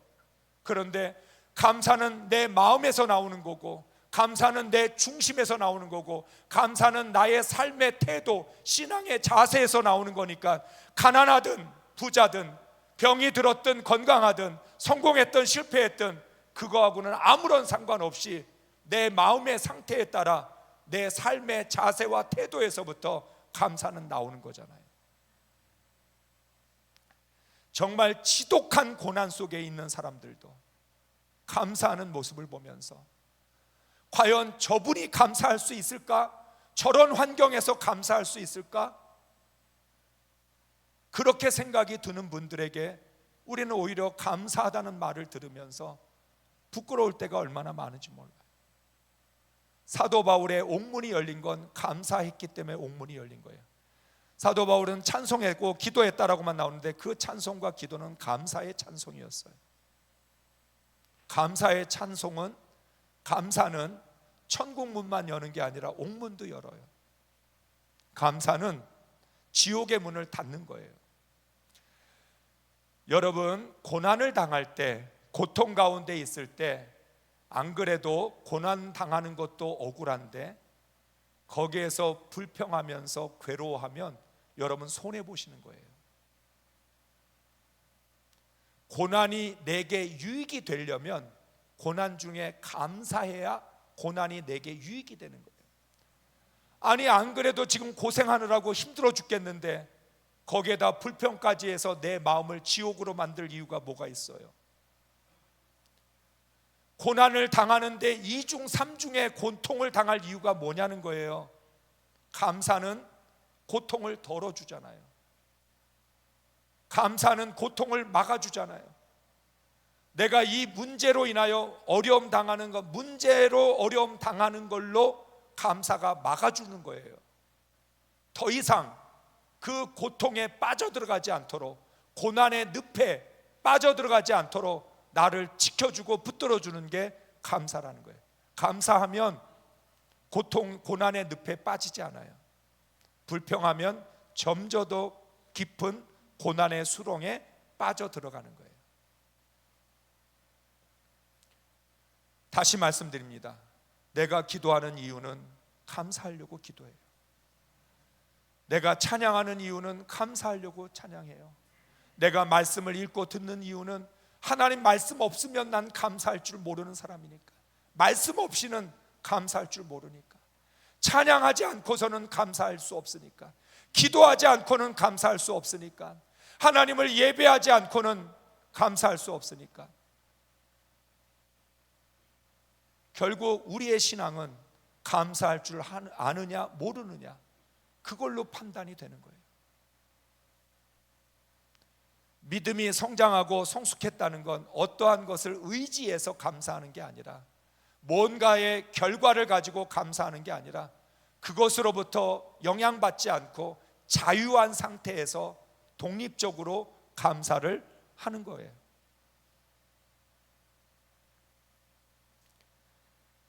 신명기 8장 10절의 말씀을 세 번역으로 읽어드리면 이렇게 말씀해요. 주 당신들의 하나님이 당신들에게 주신 옥토에서 당신들은 배불리 먹고 주님을 찬양할 것입니다. 여러분, 하나님이 이스라엘 백성들에게 옥토를, 좋은 땅을 주신대요. 거기서 배불리 먹을 거래요. 그런데 좋은 땅에서 배불리 먹고 찬양을 할 것인지 안 할 것인지는 내가 결정하는 거예요. 땅은 하나님이 주시는데 배불리 먹는 것까지는 하는데 그 다음에 찬양할 것인지 아닐 것인지, 배불리 먹고도 불평할 수 있고 배불리 먹지 못해도 감사할 수 있는 거예요. 하나님이 말씀하시는 거예요. 좋은 땅 주셔요. 젖과 꿀이 오는 땅 줄 거예요. 하나님 약속을 지켜요. 그런데 그 좋은 땅에서 감사할 거냐 불평할 거냐는 건 내 믿음에 달려 있어요. 내 중심에 달려 있단 말이에요. 내 마음의 상태, 신앙의 자세와 태도에 달려 있어요. 저는 그래서 신앙에 있어서 가장 중요한 게 자세와 태도라고 생각해요. 저는 자세와 태도가 나쁜 신앙인들은 신뢰하지 않아요. 믿을 수 없어요. 아무리 교회를 위해 충성하고 헌신하고 열심을 다해도 신앙의 자세와 태도가 나쁘면 불평하면서 결국 문제를 만들게 되고 여러 가지 어려움을 주게 돼요. 그런데 신앙의 자세와 태도가 바른 사람은 지금 삶이 어렵고 힘들어서 봉사하지 못하고 충성하지 못해도 반드시 선한 영향력을 끼치게 되어 있어요. 여러분, 우리가 한번 정말 생각해 보자는 거예요. 난 얼마나 감사하는 사람인가? 난 정말 감사할 줄 아는 사람인가? 감사할 줄 모르는 사람인가? 결과를 보고가 아니라 조건적으로 하나님 응답해 주시면 감사할게요. 하나님 내 기도 들어주시면, 내 고난을 해결해 주시면 나도 하나님 감사할게요. 그게 아니라 하나님이 응답을 주시든 안 주시든 이미 기도할 수 있다는 것만도 나는 감사할 수 있는 거고, 그 모든 것들을 넘어서서 나는 감사할 수 있다라고 하는 거예요. 여러분, 오늘 우리들이 인생을 살아가면서 항상 좋은 날만 있지는 않아요. 그렇다고 인생이 항상 어려운 날만 있지도 않아요.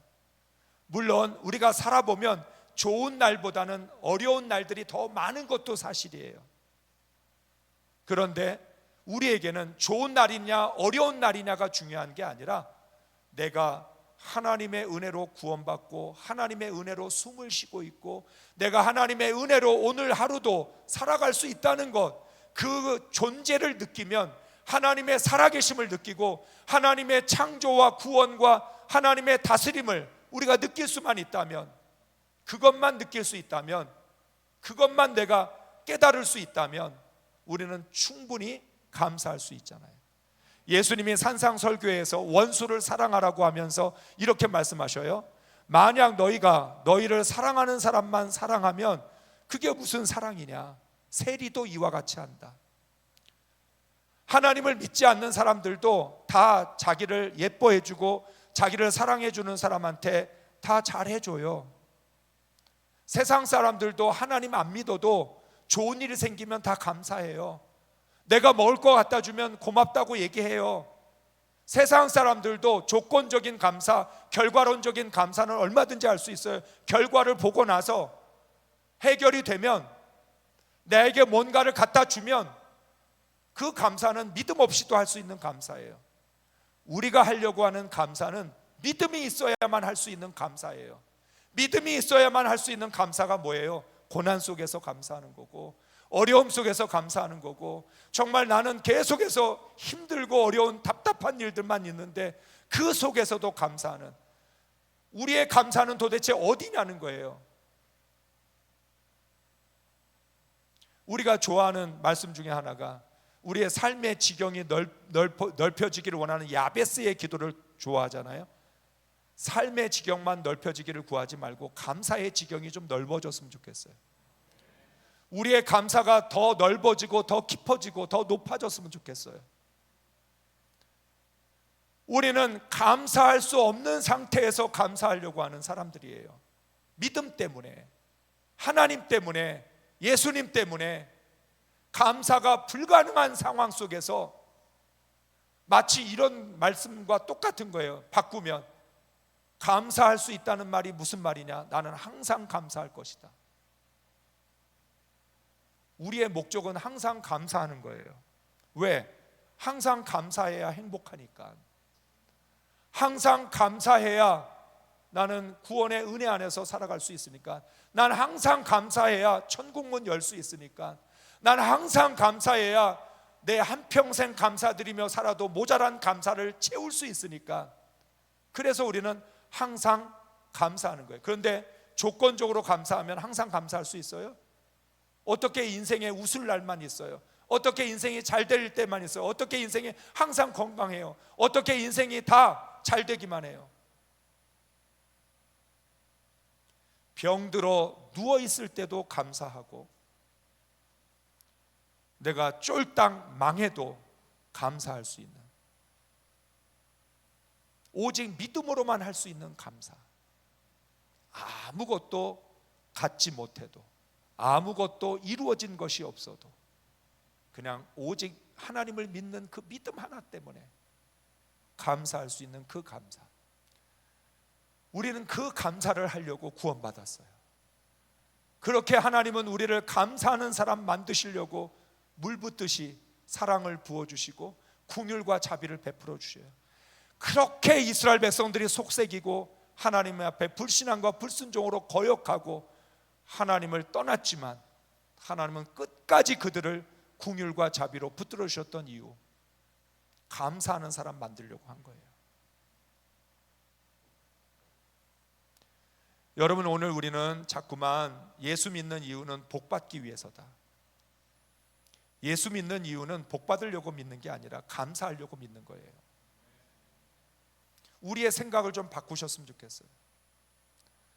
우리는 내가 복을 받든 못 받든 복과 상관없이 복에 연연하지 아니하고, 세상에서 성공이나 경쟁에서 이기는 것, 소유 이런 것에 연연해 하지 않고 그것과 상관없이 하나님께 감사하려고 우리는 지금도 신앙생활하고 있는 거예요. 오늘 이 시간 여러분 왜 이 자리에 앉아서 이 귀한 시간에 여기에 오셔서 말씀 듣습니까? 감사하려고 하는 거예요. 그러면 말씀 듣고 나면 말씀 듣기 전보다 감사가 늘어나야 될 거 아니에요. 더 많이 감사해야 될 거 아니에요. 그런데 집에 가자마자 기분 안 좋을 일 있다고 또 그냥 막 쏟아 부으면, 불평과 원망이 물 붓듯이 쏟아지면 안 되잖아요. 사람은 참 재밌는 동물인데 자기는 불평하고 살면서 옆에 있는 사람 불평하는 건 또 듣기 싫어해요. 참 신기해요. 자기는 맨날 불평하는데 다른 사람 불평하는 건 듣기 싫대. 그리고 자기는 감사하는 사람을 만나고 싶어해. 그런데 감사하는 사람은 감사하는 사람을 만나고 싶지, 불평하고 싶은 사람 만나고 싶지 않잖아요. 여러분 마음이 똑같잖아요. 누구도 불평하는 사람하고 어울리고 싶지 않고 불평하는 사람들하고 대화하고 싶지 않아요. 저 사람은 입만 열면 불평한다고 저 사람하고 얘기하는 거 싫어요. 아유 내 귀가 아파. 저 불평 듣느라고 아주 힘들어 죽겠어. 불평을 들으면요 내 마음의 에너지가 마이너스가 돼요. 감사를 들으면 내 마음의 에너지가 플러스가 돼요. 참 신기하죠? 왜 나는 다른 사람의 불평을 듣기 싫어하면서 왜 나는 불평하고 있냐는 거예요. 나는 감사하는 말을 듣고 싶어 하면서 나는 왜 감사하는 말을 안 하느냐는 거예요. 여러분 정말 여러분 교회를 부흥시키고 여러분 교회를 행복한 교회로 만들려면 가장 쉬워요. 감사하시면 돼요. 감사하세요. 감사하는 교회가 부흥되고, 감사할 때 여러분 서로를 행복하게 해줄 수 있어요. 돈 들지 않잖아요. 밥 사주라는 얘기가 아니에요. 감사하라는 얘기예요. 우리 옆에 있는 분들하고 한번 같이 바라보면서 손을 꼭 잡고 내 옆에 계셔서 감사합니다 한번 인사합시다. 진하게.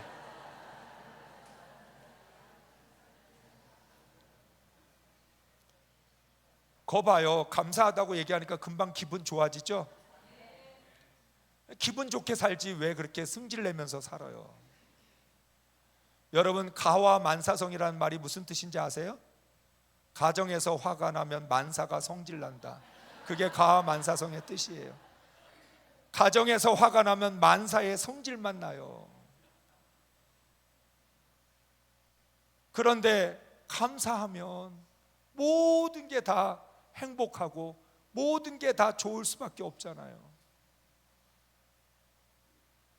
우리가 신앙의 기본적인 걸 다시 시작해 봅시다. 난 정말 하나님을 예배할 줄 아는가? 난 못 본 채 하지 않을 수 있나? 내 영혼을 지킬 줄 아나? 내 안에 있는 이 가난들, 내 안에 이 진멸하고 정복해야 될 이 죄악과 악한 생각들 얼마나 정복했나? 그리고 나는 정말 감사할 줄 아는 사람인가? 여러분, 이번 부흥회를 통해서 알게 된 두 찬송가, 내면 가장 치열한 전쟁터라고 하는 찬양, 그리고 천국 가는 자라고 하는 찬양, 유튜브에 다 있어요. 시와 그림의 유명한 찬양이니까 여러분 이 찬양을 늘 들으면서 좀 묵상을 하시면 좋겠어요. 한평생 감사드리며 살아도 모자란 감사, 감사는 천국 문을 연단다. 특별히 그 마지막 가사에 보면 내 주 예수 십자가 피로 천국에 가는 것 감사, 내 주 예수 십자가 피로 내 집 천국인 것 감사. 우리의 신앙은 감사의 삶인 거고 우리는 감사하려고 예수 믿고 있어요. 여러분, 감사하시면요 예수 잘 믿고 계시는 거예요. 여러분, 스스로의 입에서 불평 나오면 정신 차리셔야 돼요. 내가 지금 예수 잘못 믿고 있구나. 내 입에서 불평이 나오고 원망이 나올 때 내가 지금 영이 깨어있지 못하구나 깨달으셔야 돼요. 우리 성광교회가 좋은 교회인데 정말 감사가 더 많아지길 바랍니다. 아마 제가 볼 때는 여러분 이미 많이들 감사하고 계실 텐데 더 많이 감사하셔야 돼요. 근데 그 감사가 존재론적인 감사여야 돼요. 내 내면에서 나오는, 내 중심에서 나오는 감사, 내 신앙의 자세와 태도에서부터 나오는 감사가 돼야지 결과를 보고 조건을 따져서 어떠한 그러한 것들을 보면서 하는 감사가 아닌 근본적인 감사의 사람으로 존재가 바뀌고 여러분 체질이 감사의 체질로 변화될 수 있기를 주의 이름으로 축복합니다. 이제 내일 새벽과 저녁 2번 남았습니다. 더 보고 싶어도 못 봅니다. 여러분들 마지막까지 참석하셔서 정말 가장 중요한 내일 새벽에는 주님께 쓰임받는 성도, 저녁에는 행복한 성도라고 하는 주제를 가지고 우리가 함께 하나님 말씀 나누려고 합니다. 이 시간 감사만 놓고 한번 기도해 봅시다. 하나님, 나는 얼마나 감사할 줄 아는 성도입니까? 지금까지 나는 얼마나 감사했습니까? 아침에 눈을 뜨는 순간부터 하나님 감사합니다 고백으로 눈을 뜨고 하루 일과를 마치고 침대에 누웠을 때, 잠자리에 누웠을 때 하나님 오늘도 감사합니다. 감사로 시작해서 감사로 끝나는 삶, 내 존재가 아예 감사로 체질이 바뀌어서 나는 감사하는 삶을 살겠다라고, 평생 감사하면서 살겠다라고 하는 이런 결단을 가지고 우리 함께 기도하겠습니다. 우리 다 함께 주여 한번 부르고 기도합니다. 주여, 아버지 하나님, 오늘 이 시간에도 하나님 생명의 말씀, 은혜의 말씀, 진리의 말씀 듣게 하심을 감사합니다. 아버지 하나님, 하나님께서 우리를 구원하신 것, 감사할 줄 모르는 인간을 감사할 줄 아는 인간으로 바꾸시기 위해서 구원하신 줄로 믿습니다. 감사를 위하여 주님 십자가에서 죽으셨습니다. 아버지 주님 부활하셔서 나에게 감사하라고 말씀하고 계십니다. 아버지 하나님을 믿고 있기에, 아버지 구원받은 그리스도인으로 살아가고 있기에, 아버지 내가 기도하고 있기에, 아버지 찬양하고 있기에, 말씀을 듣고 있기에, 예배를 드리고 있기에 감사할 수 있게 하여 주시옵소서. 하나님 감사합니다. 하나님 감사합니다. 하나님 감사합니다. 한평생 감사드리며 살아도 모자란 감사, 아버지 우리가 너무나도 감사가 메말랐음을 고백하오니 아버지 감사하며 살아가게 하여 주시옵소서. 아버지 감사로 천국문을 열게 하여 주시옵소서. 감사로 지옥의 문을 닫아버리게 하여 주시옵소서. 아버지 하나님, 정말 우리가 날마다 감사하며 어떠한 환경과 상황에서도 감사로 살아갈 수 있도록 인도하여 주시옵소서. 조건적인 감사가 아니라, 결과론적인 감사가 아니라 아버지 하나님 우리가 모든 것들에 대해서 우리에게 얻어진 것들을 가지고 감사하는 것이 아니라 그저 하나님만을 바라봐도 참 감사하게 해주시고 내가 오늘 이 자리에 있다는 것만으로도 감사하고 우리가 성광교회에서 함께 신앙생활하고 있다는 것만으로도 감사하고 아버지 하나님을 예배할 수 있다는 것만으로도 감사할 수 있도록 주여 역사여 주옵소서. 주여 주여 주여 주여 주여 주여 아버지 우리들을 붙들어 주옵소서. 아버지 철저히 감사의 체질로 바뀌어지게 하여 주옵소서. 감사의 삶을 살아갈 수 있도록 인도하시고 역사하여 주시옵소서. 아버지 하나님 함께 해주시기 원합니다. 정말 진정으로 감사하게 하여 주옵소서. 날마다 감사하게 하여 주옵소서. 항상 감사하게 하여 주옵소서. 감사로 눈을 뜨고 아버지 감사로 하루를 마무리할 수 있도록 아버지 하나님 도와주옵시고 역사하여 주옵소서.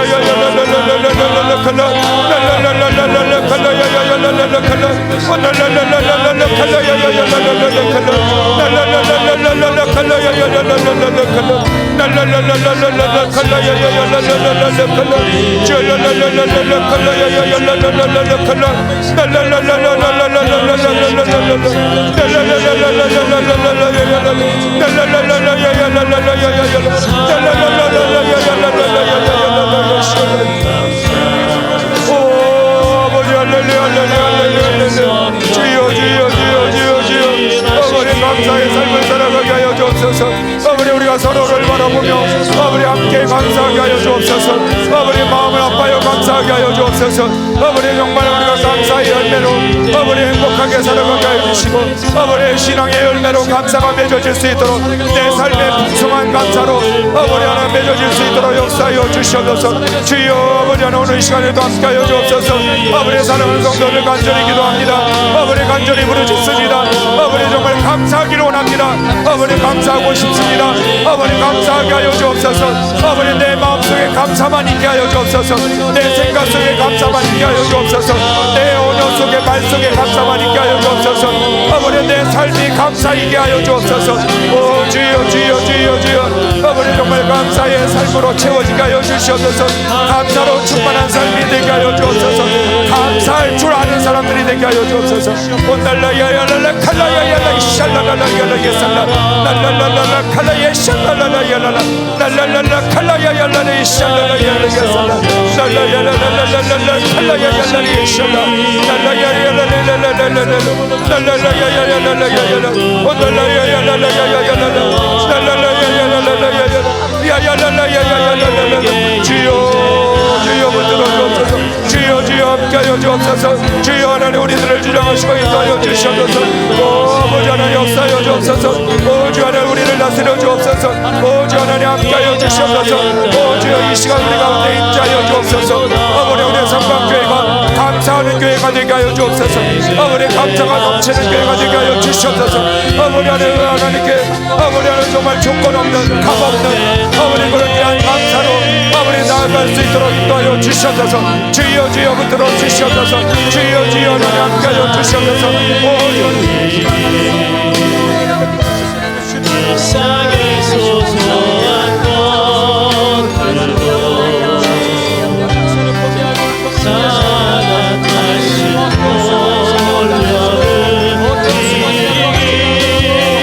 그렇게 나의 예수를 남되는 것만